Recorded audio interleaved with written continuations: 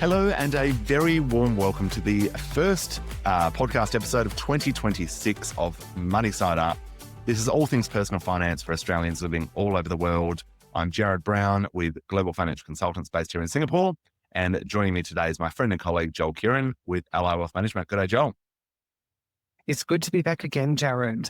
Well, I suppose the first step of 2026. So the Christmas and New Year break is well beyond us, and we're starting to obviously have lots of discussions and planning for what 2026 has to hold for us. Absolutely. Plenty going on. We're filming this on the 3rd of Feb, so we are just over a month into the new year, and it has certainly been a busy and eventful start to 2026. Lots going on. Usually with this podcast, we have a guest on, but today it's going to be you and I. There is plenty to cover. So, we're going to talk about rates, about outlook, about the Aussie dollar, about markets, preparing to move in 2026, and plenty of other information that I'm sure everyone will find helpful. But before we do you want to run us through the disclaimer? We always need to keep the lawyers happy, don't we? So yes, this is just obviously this podcast is for your personal entertainment only. It does not take into account any of your personal financial circumstances. And obviously, Jarrad and I are licensed financial advisors. So if you do need personal financial advice, please reach out to one of us. We would be very happy to have a chat and see how anything that we discuss during this podcast is going to impact your personal financial situation. So let's start, Jarrad, with, I suppose, the first topic of today being the 3rd of Feb. The RBA has just met, and we're literally recording this at 4:50 p.m. Singapore and West Australian time. And the RBA has lifted rates for the first time in 2 years. What was your take on that? Look, to be honest, it's been a very wild ride with rate outlook. For the past 5-6 years, if we're really honest, but especially over the last few months. We had that latest inflation read came out for the final quarter of 2025.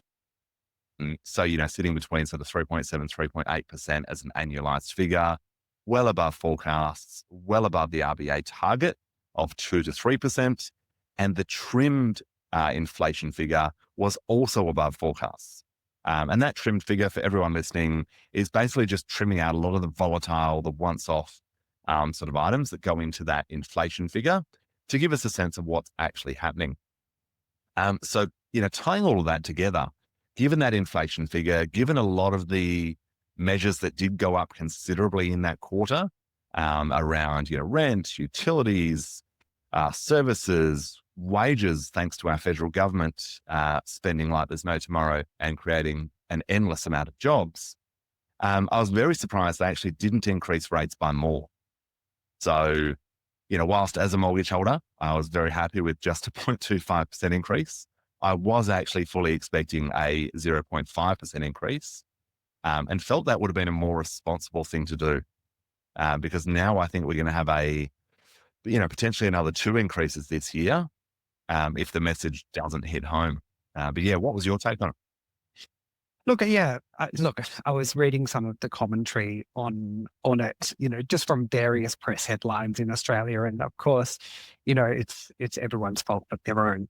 And lots of the media outlets tend to have grilled Michelle Bullock for the RBA trying to do very little to sort of curb that inflation number in Australia. But overall, yes, I think for a lot of headlines, it has been, and a lot of analysts in Australia, they were already starting to predict at least one.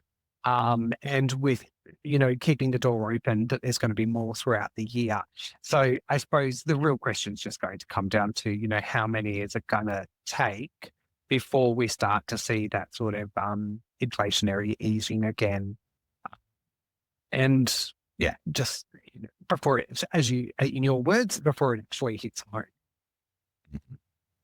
I think it could take another couple. Time certainly will. I was quite surprised by that December inflation figure. As we're all aware, the federal and state governments like to hand out a lot of money for energy subsidies. I guess with the view that the average Australian person might start questioning why, as a country, we pay so much for utilities when we create most of it. But, let's not get too political. I think our energy prices could be substantially cheaper. And obviously those subsidies are a way to control that. But naturally, when they were pulled back, with potentially no sign of them being reintroduced just yet, naturally that saw inflation spike.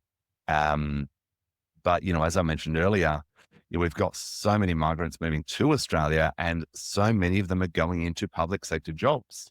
And that's naturally creating wage price pressure, which just puts more pressure on the private sector, who are not flush with cash and, seeing huge corporate earnings increases, yet still have to pay those higher wages to compete with the public sector.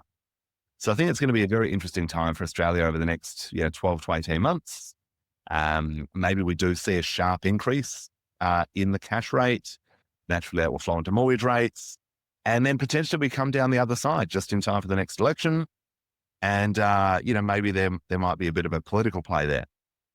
We'll see. Sounds very Trump-esque, I guess, in many ways. And probably something he'd try and do to exercise, whatever control he can have over the cash rate. And naturally, as cash rates are coming down, people are feeling better. Generally speaking, more spending, more optimism, mortgages getting cheaper, more discretionary income to actually go out there and spend. But yes, time will tell. Now, I guess, the natural sort of flow on from all of this is the Aussie dollar. We've seen a wild ride for the Aussie dollar over the space of the last 5 weeks. And it's been very interesting watching it today.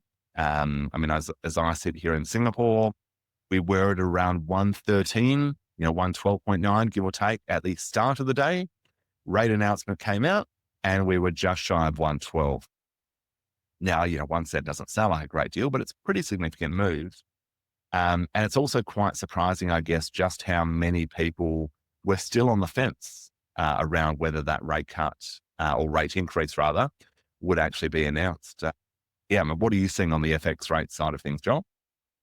Yeah, it's, much the same, the Aussie dollar. And I think for a lot of Australians generally, those Australians that have been traveling, ones living at home, they will appreciate a stronger Australian dollar. I was having some client calls this morning and they're booking holidays and stuff. They're like, oh, finally the Aussie dollar is sort of tipped above, 70 or 72 US cents. So they're starting to feel that sort of nice, cost-effective way of doing it. For our expat community, of course, that hits with very different, through a very different lens as well. So, if they're starting to plan to, transition money back to Australia, then that's a consideration as well, about, timing to do that. I think in our podcast and through our time here, we've always spoken about, when it's take it, with a sort of grain of salt, dollar cost average it as best as possible. And, when times are really, really good, to action that, sooner rather than later, and be productive with your plan. But I suppose, overall, it's not unsurprising that you see, particularly with a rising interest rate outlook, particularly for Australia, that you would see the Aussie dollar strengthen against, I suppose, most major currencies. Mm. Yeah, I think it's a really good point. And this is probably where, sometimes it doesn't get well explained enough. Why does the Aussie dollar go up when interest rates go up and vice versa? And it's all really due to the differences, I guess, in central bank behavior and differences in interest rates.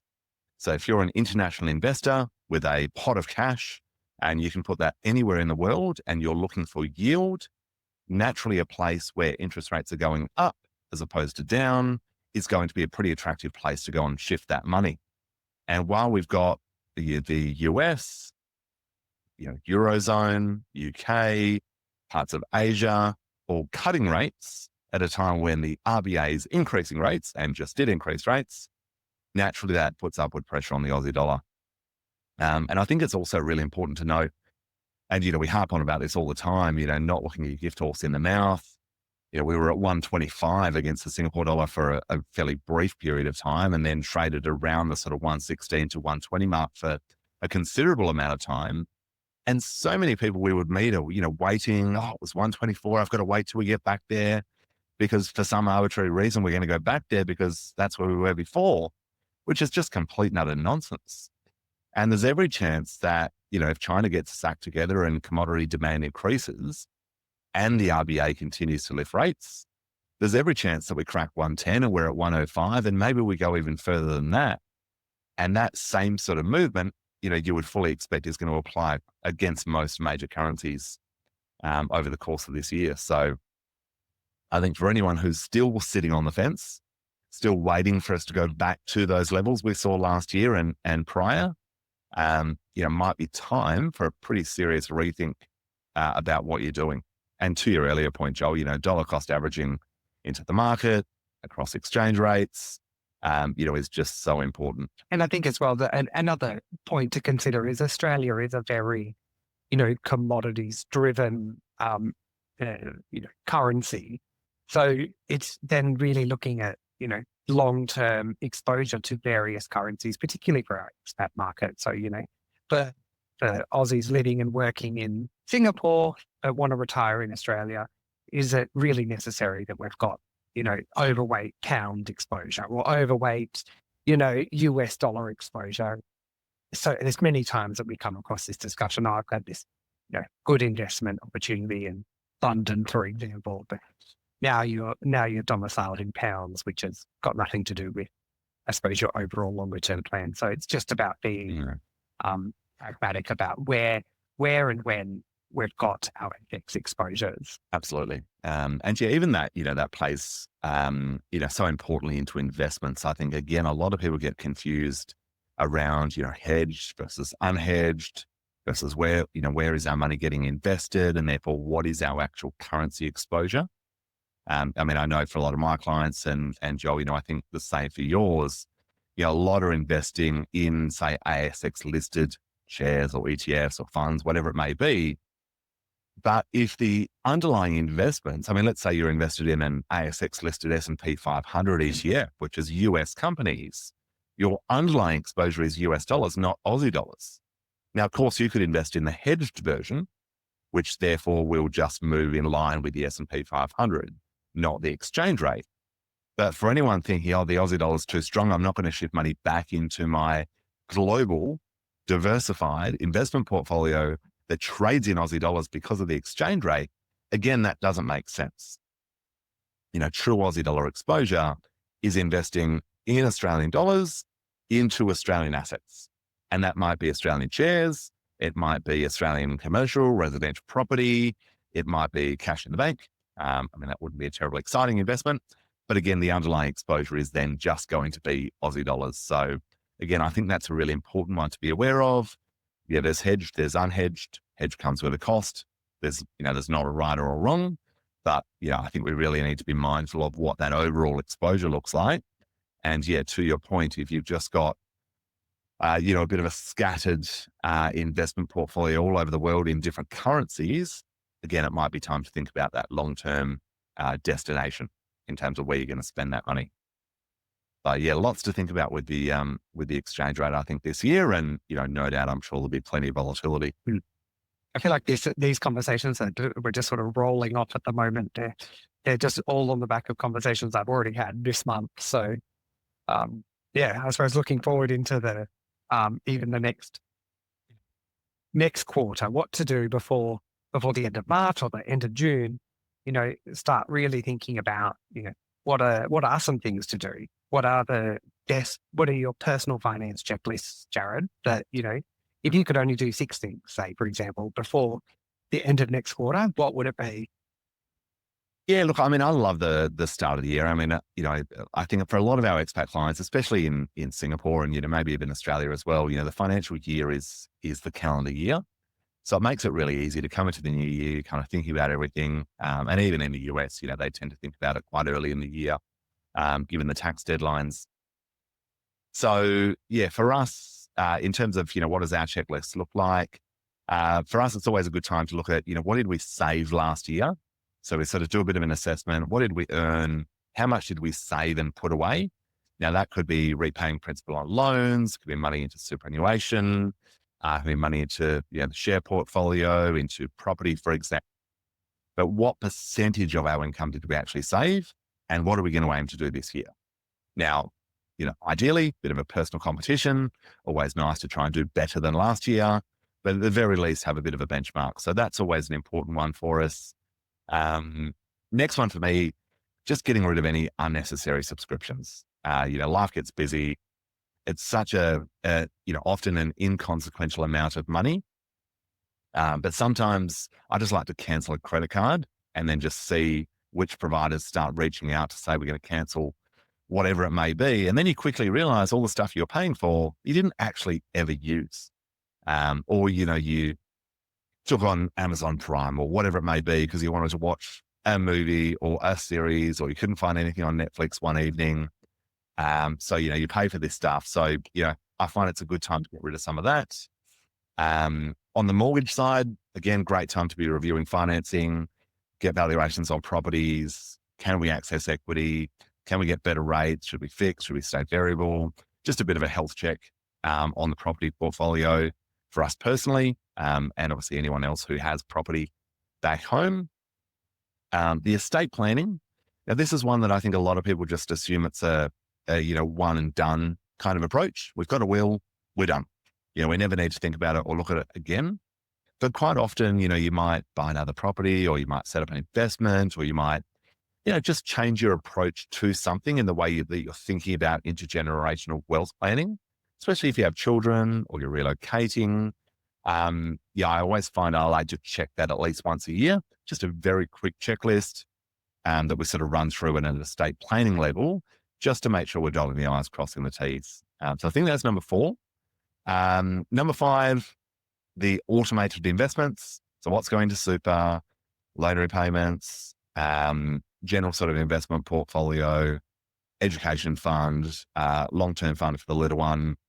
Are they all set up and automated? Can we increase them? Are we earning more money this year?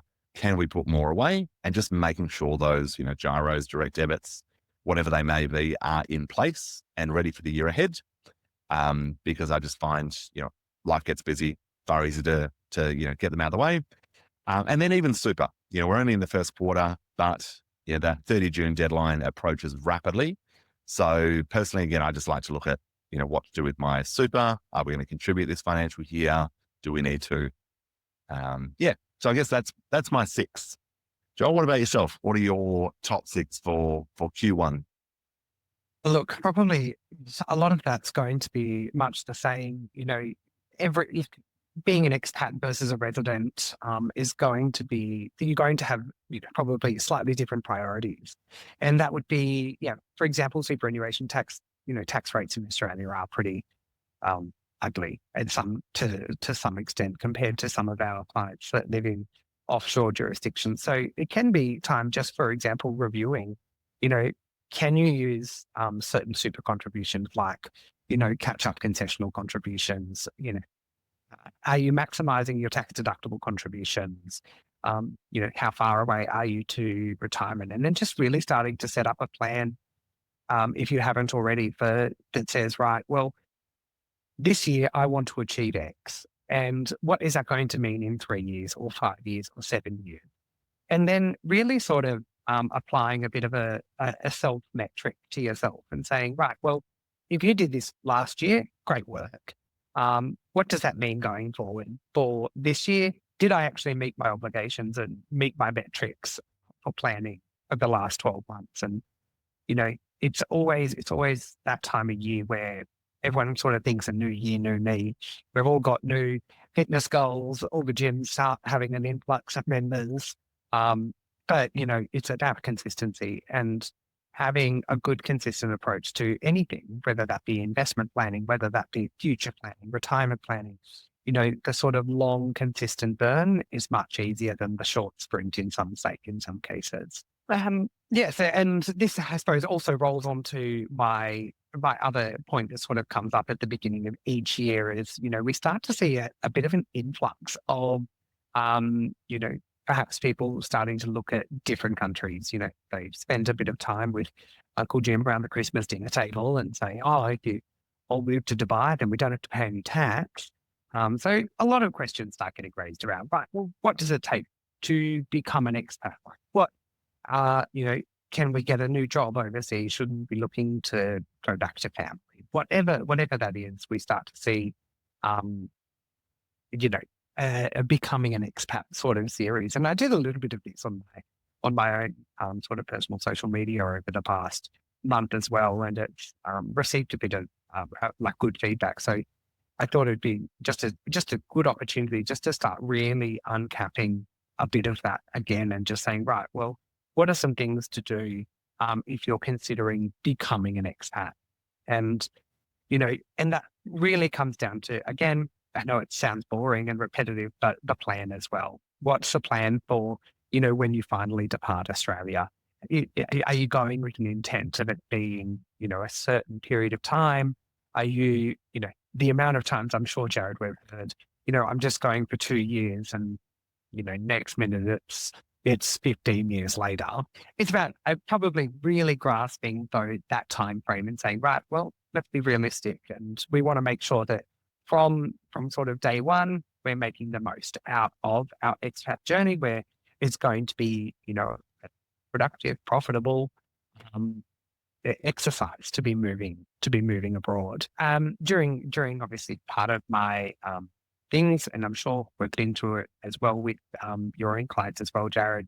Some things that other clients have done when moving abroad. So consider things like suspending health insurance. So health insurance in Australia is one of those things where we have to have it, otherwise we get hit with additional Medicare levies or so you can call up your health insurer, and most times out of 10, they'll be like, yes, you can suspend your health insurance.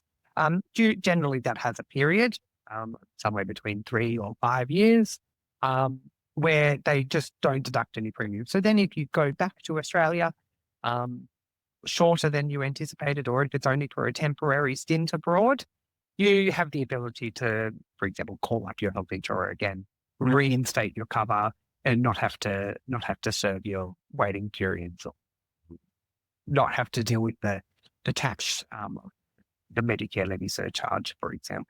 Reviewing as well your financing and lending. This is one that sort of really takes a lot of planning. And how would you say you would preface someone to say, right, if I reviewed my debt now as a resident versus non-resident, how's that assessed with different banks, for example? Yeah, look, it's a good question. So, I mean, there's a lot to think about when you're leaving Australia with your mortgages. Typically when you're living in Australia and you might have a mortgage on the home that you're living in, so your non-deductible debt, otherwise known as, I guess, your bad debt when we look at mortgages, that's typically the one you want to be repaying quickly. You might have an offset account attached to, but if you're going to move and then rent out that property, then naturally that's no longer going to be non-deductible debt, will potentially become deductible debt. And you might want to think about, changing the structure of that. Do we want as much money sitting in the offset? Would we rather it be more negatively geared? Would we rather reduce the loan balance? You might look at it and say, well, we have an owner-occupied loan right now. Should we convert that to an investment loan? Should we retain it as an owner-occupied loan? What implications does that have around, our sort of future planning? And then, having a look at all of that, I guess, across the portfolio is going to be really key. I would also then look at, and this is a challenging one to kind of predict, but just looking at who you're actually financed with, meaning which lender, because you may find that you're with a lender that has no interest in lending any money to expats. And that might be absolutely fine. If you're going to be abroad for a year or two, who cares? Plans are to be abroad for longer, and you're going to want to look at accessing equity or refinancing or whatever it may be, and you don't want to change lenders, you might want to think about positioning that before you go. So again, the major lenders potentially, have a look at others, have a chat with the mortgage broker who knows that space well, and can obviously give you some guidance as to, what you should do there. I would also then, again, depending on your plans, think about the sort of general appetite amongst lenders to lend to the country you're planning to reside in, because you might think it's wonderful and safe and, a beautiful place to live. The lenders might have zero interest in lending anyone any money there because it's high risk, or there's money laundering concerns, or the currency is too volatile, whatever it may be. Again, just do a bit of homework before you go. So definitely a good one to have a bit of a health check on, Joel. Absolutely there. And probably another thing when we're on the sort of topic of banks, that you might have, for example, whilst you're in Australia, have various bank accounts, share accounts, these sort of things. It's probably really important as well, just to, when you are moving abroad, to update your address, your tax residency status, you know, your TIN numbers with those banks, with the share registries, just to make sure that, any applicable withholding tax is paid, and, the banks are aware that you are living abroad. Many times I see, for example, you might have share registries accounts or share trading accounts with other clients, and um, they will have that same attitude where they're like, they don't like having expats on their book, and they just start to restrict trading. So people say, I'm just going to update my address to my mum's house to enable me to continue to use this platform. Look, there are a magnitude of options and reasons why you shouldn't do that. Um, but it all comes down to intent, tax residency, um, you know, understanding your tax obligations around withholding tax, franking credits, etc., and making sure that all of your tax events are maintaining compliance with Australia. Another big thing that I speak about is insurances. Now, many times I used to be an insurance broker way back in my day, and we talk about this being, lots of people say, I've got insurance inside my super, and that covers me for what I need. And, 9 times out of 10, that can be true. Now, it's just really important to look at that and say, check on the terms and conditions, because generally what we find is with, group insurance plans or default insurance arrangements inside super, it sort of applies a Band-Aid one size fits all approach. And you can start to see, terms and definitions around insurance cover start to be really dumbed down, because, there's an underwriting risk when sort of underwriting the masses compared to underwriting just an individual person. And so it's just, check on those terms and conditions. One, make sure that you're covered when you're not residing in Australia, you're moving outside, and your coverage will go with you.